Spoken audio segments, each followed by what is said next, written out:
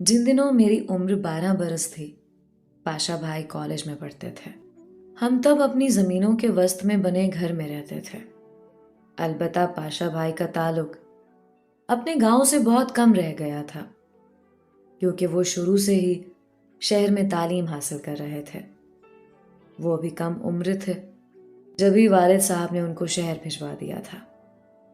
Primary से लेकर college तक शहर के तालीमी इदारों में तालीम पाई।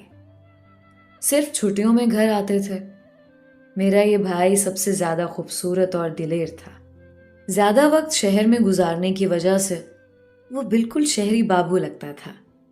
जिन दिनों वो मैट्रिक का इम्तिहान दे रहे थे, वालिद साहब का अपने चचाजाद भाई से जमीन के मामले में तनाज़ा हुआ, जिसमें 2 अफराद उनके मारे गए और हमारे भी 2 मुजारे कत्ल हुए। कुछ अरसे बाद दोनों तरफ से फरीकैन ने मुकदमात तो खारिज करवा दिए, मगर दिलों में रंजिशें बाकी रहीं। यूं दोनों घरानों के आपस में ताल्लुकात मुनक़ते थे और आना जाना मतरूक था। इस वाक़ये का इल्म भाई पाशा को नहीं था। वो आसपास के लोगों को भी बहुत कम जानते थे। एक बार गर्मियों की छुट्टियों में घर आए तो शिकार का प्रोग्राम बनाया और बंदूक लेकर सुबह ही खेतों की तरफ निकल गए। इस बार वो अकेले परिंदों के शिकार को चले गए थे। ये गर्मियों के दिन थे। गंदम की फसल कट चुकी थी। सारे खेत वीरान पड़े थे।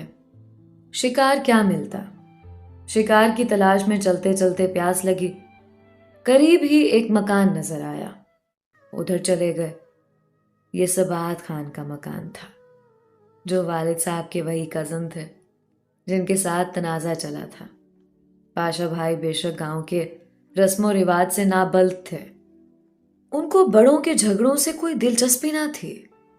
हमारे खानदान का कोई फर्द सबात खान की जमीनों की तरफ नहीं जाता था, मगर भाई आज उसी जानिब जा निकले थे। सामने उनको एक हवेली नजर आ रही थी। पीछे ट्यूबवेल था।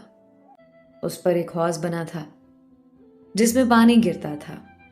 हौज के किनारे एक लड़की पानी में पैर डाले बैठी थी। वो लड़की इतनी खूबसूरत थी कि उसका हुस्न आंखों को चकाचौंध कर देता था। मेरे भाई को इल्म नहीं था कि ये सबात खान की बेटी कुंदन थी। भाई की नजर उस लड़की पर पड़ी तो पानी पीना भूल गए। वो उसे यकटक देखे जा रहे थे, यहां तक कि कुंदन की भाई से निगाहें मिली तो वो शर्मा गई। भाई ने उसे सलाम किया तो उसने सवाल किया, क्या तुम साहबदाद के बेटे हो? शहर में पढ़ते हो? मैंने तुम्हारे बारे में सुना है।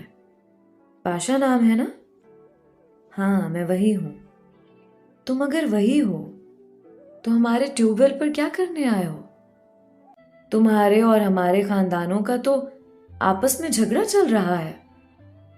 मुझे झगड़े से क्या? मैं तो इधर पानी पीने आया हूं।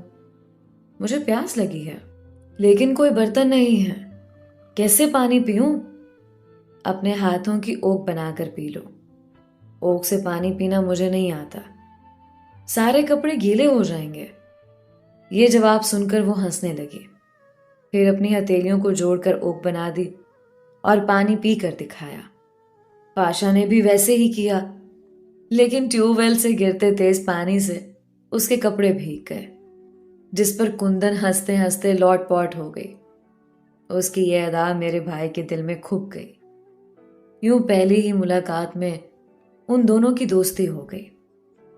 अब मेरे बड़े भाई का ये रोजाना का मामूल हो गया कि वो छोटी बंदूक कंधे पर लटका लेते और सबात खान के ट्यूबवेल की तरफ निकल जाते, जहां दोपहर को ये दोनों चुपके से मिल लेते थे। जब मुझे गांव की एक लड़की ने यह बात बताई तो पैरों तले से जमीन निकलती महसूस होने लगी।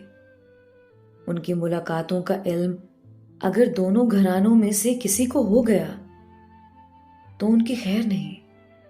दुश्मनी तो अलग बात, दोनों के खान